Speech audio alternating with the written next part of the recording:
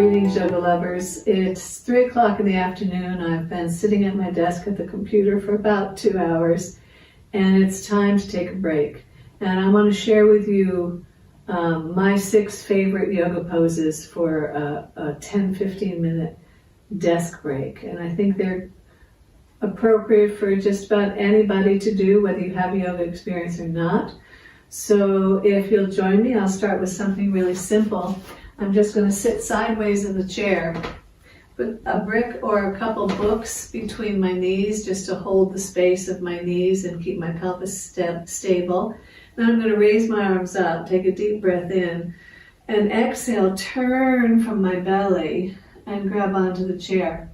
Once I've got a hold of the chair, I'm going to breathe again, lift my spine, grow up and out the crown of my head, and then exhale and turn again from my lower belly and ribs. So I'm gently pushing with one hand and pulling with the other to help me turn. And I'm turning incrementally all the way up the spine. And then release, raise your arms up. Exhale, come down. I don't know about you, but when I'm at the desk, I often don't breathe very deeply. So it's nice to go to the second side. Inhale, raise the arms up. Lift your spine. Exhale, twist. Grab onto the chair. Pause. Again, grow your spine up and out the crown of your head. And as you exhale, turn from the belly and the bottom ribs.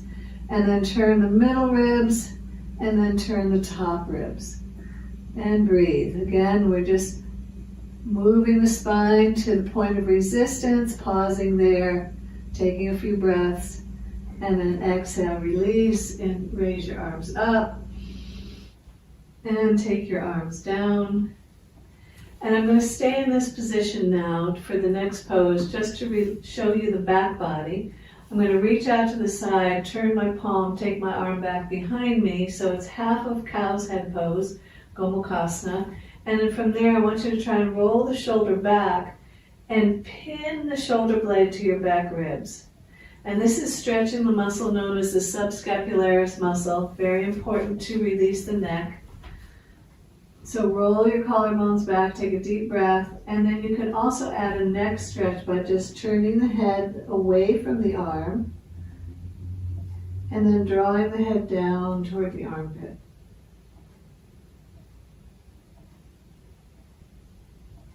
You should feel a nice long stretch all along the top of the shoulder and maybe into the front of your arm. And then release. And we'll do the second side. This time I'll face you. So I'm going to take my right arm out, rotate it back behind me, lift and roll that front shoulder back. So I'm trying to get rid of the dent here in the front of the shoulder. That means my shoulder blade's winging out. So I want to really turn that shoulder back. And you have to find the place where that works for you. When the shoulders are really constricted, you may have to put your hand way low down on the hip. I know I had a shoulder injury and had to do that for a couple months, and now it's much better. So turning back, rolling the collarbones back, breathing. Do my best to pin the shoulder blade on the back body and just wait as that tension in the front of the arm and shoulder dissipates. And then turning the head, looking down, and then giving a gentle stretch with my opposite hand.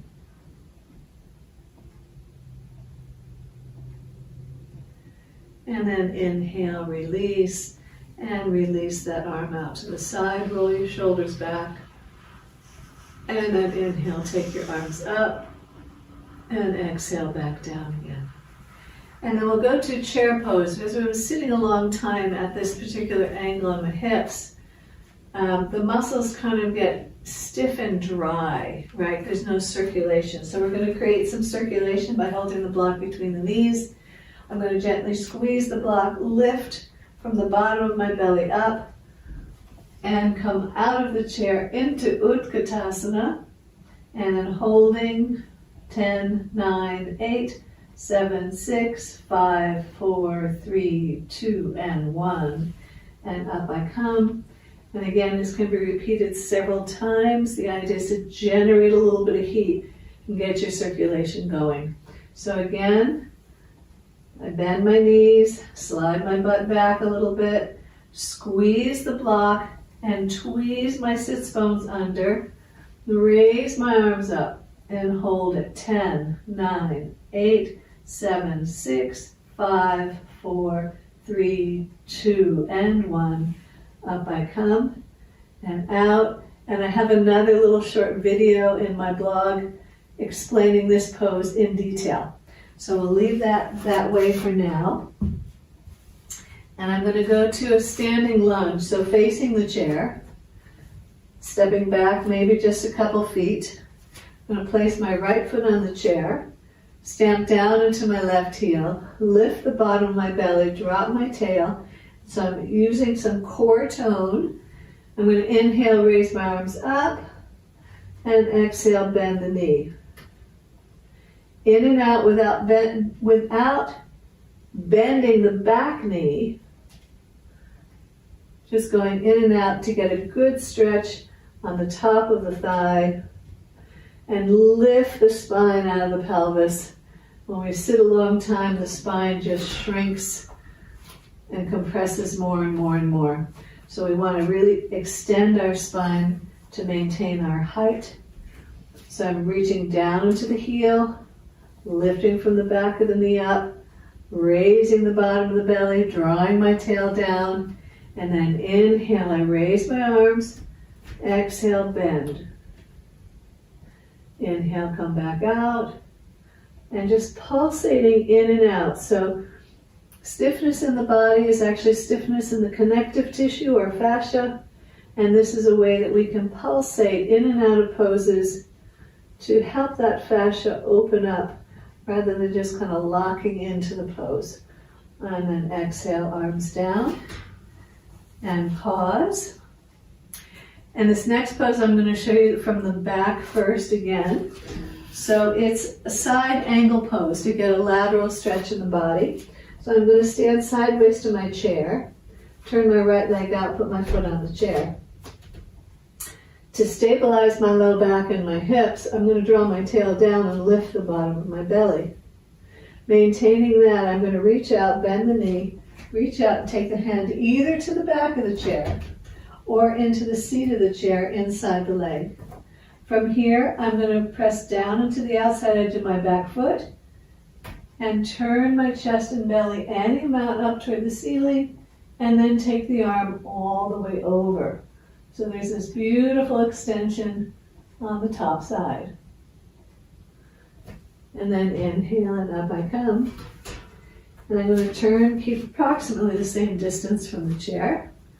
And I'm going to do it again on this side. So I'm going to turn my left leg out, put my foot on the chair, lift the bottom of my belly in and up as I draw my tail down.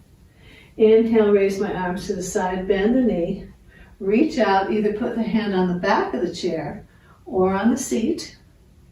And sometimes it gets stuck in that shoulder, it doesn't want to go over, so a trick is to bring the arm in front of you, touch your hand to your ear, move the elbow back to the ear, and then extend. So I'm reaching down to the outside edge of the right foot, lifting the bottom of my belly, and extending my arm nice and long to stretch the whole top side. And then back up again. So it's great because we've got some circulation going in the chest and the pelvis and extending the spine. And then the final pose is called a door chest hang.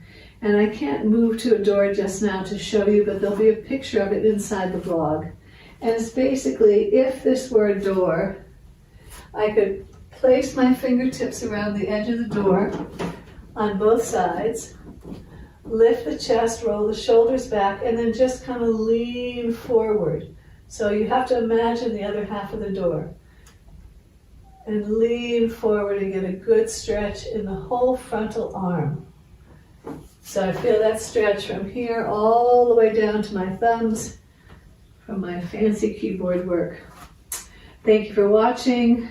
May we all find new ways to support ourselves as we live in restricted ways. So thank you for watching. Many blessings. Namaste.